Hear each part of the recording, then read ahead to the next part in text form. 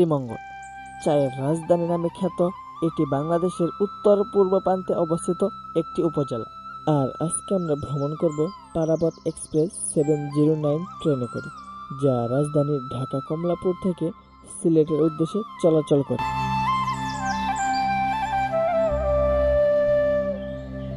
আসসালামু আলাইকুম। আজকে রয়েছে কমলাপুর রেল স্টেশনে এবং আজকে আমাদের গন্তব্যস্থান হচ্ছে সিলেটের শ্রীমঙ্গল এবং আজকে আমাদের ট্রেনটি হচ্ছে পারাবত এক্সপ্রেস। এখান থেকে সকাল 6টা 30 ছেড়ে চলে যাবে শ্রীমঙ্গলের উদ্দেশ্যে। এটা কমলাপুর রেল স্টেশনের ভিতরের দিকটা। আজকে আমাদের ট্রেনটি কমলাপুরের 2 নম্বর প্ল্যাটফর্মে দাঁড়িয়েছে। এই ট্রেন সেবাটি 1986 সালে চালু করা হয়। এটি দ্রুত ও বিলাসবহুল ট্রেনগুলোর মধ্যে একটি। এই ট্রেনটি মঙ্গলবার ব্যতীত প্রতিদিন সকাল 6টা 30 ঢাকার কমলাপুর থেকে সিলেটের উদ্দেশ্যে ছেড়ে যায়। এই ট্রেনের শ্রেণীভেদে জনপ্রতি 275 টাকা থেকে নিয়ে 900 টাকা পর্যন্ত ভাড়া রয়েছে। আল্লাহর নাম নিয়ে সকাল 6টা 40 আমাদের এই ট্রেনটি সিলেটের উদ্দেশ্যে ছেড়ে দিয়েছে। ওয়েলকাম ঢাকা বিমানবন্দর রেল স্টেশনে। এখানে ছোট্ট একটা ব্রেক দিবে, হয়তো 10 মিনিটের মতো বা দিবে না, 5 থেকে 7 মিনিটের ছোট্ট একটা ব্রেক।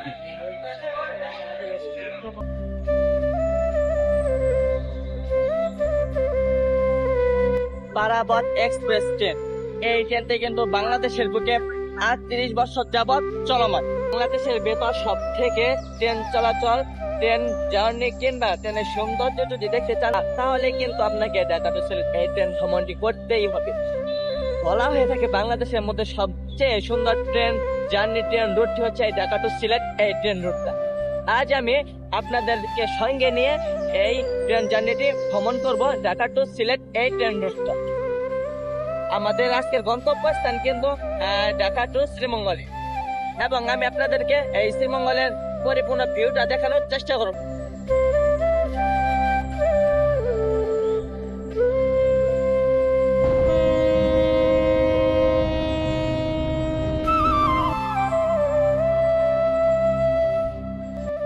আজকের ভিডিওতে কিন্তু থাকছে অনেক রিস্কি জিনিস এবং আমি আপনাদেরকে সমস্ত রিস্কি জিনিসগুলো শেয়ার করব। এবং শ্রীমঙ্গলের বিউটি দেখতে হলে আপনাকে অবশ্যই ভিডিও পরিপূর্ণ দেখতে হবে এবং অবশ্যই পাশে থাকবেন, সাবস্ক্রাইব করবেন এবং বেল আইকনটা অবশ্যই অন করে দিবেন।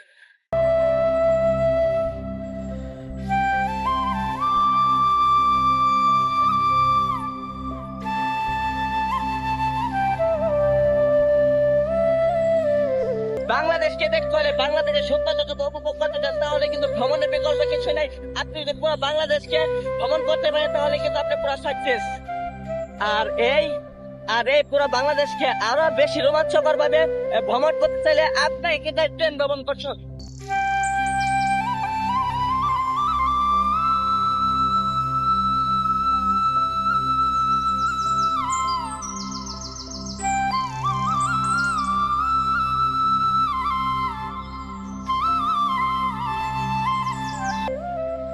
আমি এখন আছি নরসিংদী। নরসিংদী কিন্তু অনেক সুন্দর একটা জায়গা। নরসিংদীর সবচেয়ে বেস্ট পপুলার একটি স্পট হচ্ছে ড্রিম হলিডে পার্ক। বাংলাদেশের মধ্যে যদি বেস্ট 5টি পার্ক যদি আপনি লিস্ট করেন তার মধ্যে 1 থেকে 3-এর মধ্যে ড্রিম হলিডে পার্কটি থেকে যাবে। তো সবাই দেখতে পারেন ড্রিম হলিডে পার্ক। তো গাইস, এখন আমরা এই রেল স্টেশনটা ক্রস করতেছি। এটি হচ্ছে ভৈরব জংশন যে রেল স্টেশন সেইটা।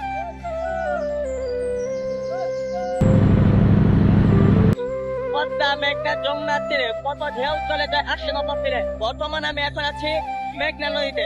বর্তমানে আমি এখন যে ব্রিজের উপর দিয়ে যাচ্ছি, এই ব্রিজটির বয়স প্রায় 90 বছর। এই ব্রিজটি ব্রিটিশ আমলে তৈরি করা। এই ব্রিজটি 1937 সালে নির্মাণ করা হয়। আর আমার ডান পাশে যে ব্রিজটি দেখতে পাচ্ছেন এটি হচ্ছে 2017 সালে নির্মাণ করা হয়েছে।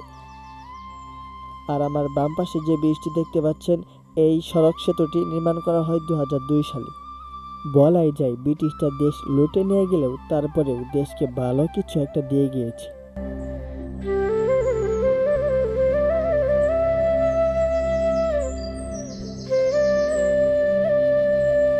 তো গাইস, আমার কাছে একটা জিনিস খুবই ভালো লাগে, আর সেটি হচ্ছে এই ট্রেনটি যখন ট্রান নেয়, অর্থাৎ এই ট্রেনটি যখন মোড় ঘুরে তখন এই ট্রেনের দৃশ্যটি দেখতে আমার কাছে বেশ দারুণ লাগে।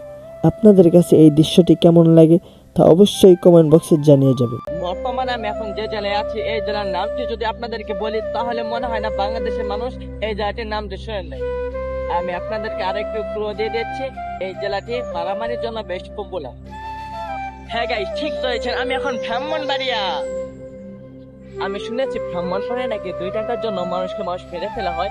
এই ঘটনা কতটা সত্য তা যদি কোনো ব্রাহ্মণবাড়িয়ার ভাইয়া কিংবা আপু যদি এই ভিডিওটি দেখে থাকেন তাহলে অবশ্যই আপনার কাছে আমার আকুল আবেদন কমেন্ট বক্সে এসে এই ঘটনার ব্যাপারটি জানিয়ে যান। এখন আমরা ব্রাহ্মণবাড়িয়া রেল স্টেশন থেকে আমরা আজমপুর রেল স্টেশনে যাবো। এখানে ছোট্ট একটা ব্রেক দিবে, তারপর আমাদের নেক্সট স্টেশন শ্রীমঙ্গল।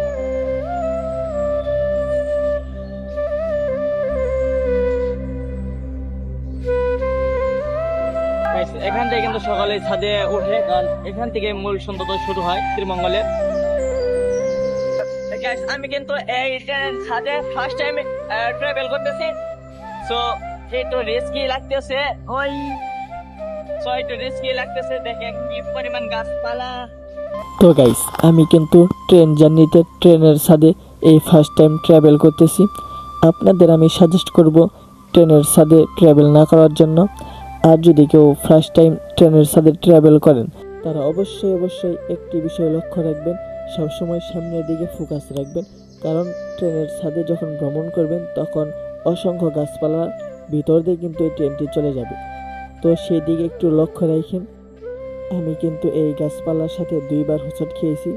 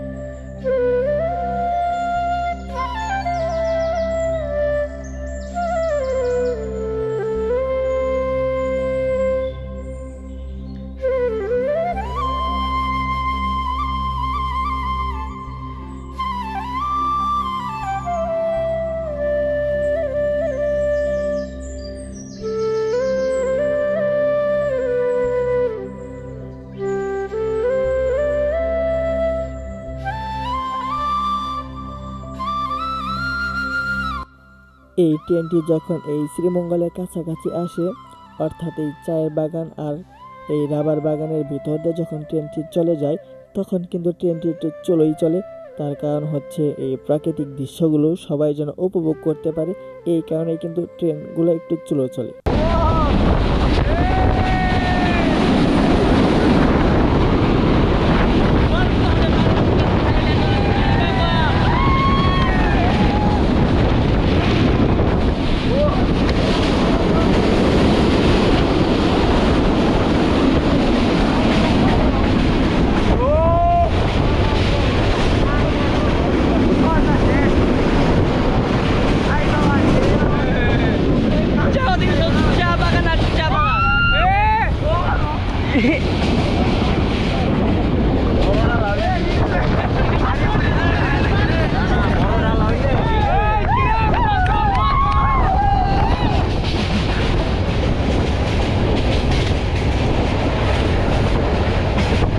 गेम खेलते गाइस, गेम खेलते जस्ट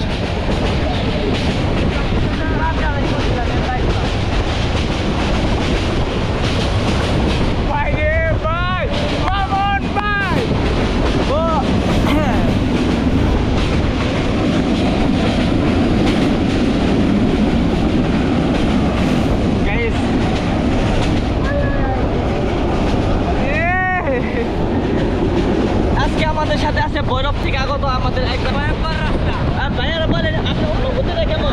অনুভূতি পৃথিবীর সবচেয়ে সুন্দর পথ থেকে একটা এবং ভয়ঙ্কর বলছে আমাদের বাংলাদেশ এত সুন্দর, যারা না ঘুরে তারা কখনোই বুঝতে পারবে না আমাদের বাংলাদেশ এত সুন্দর।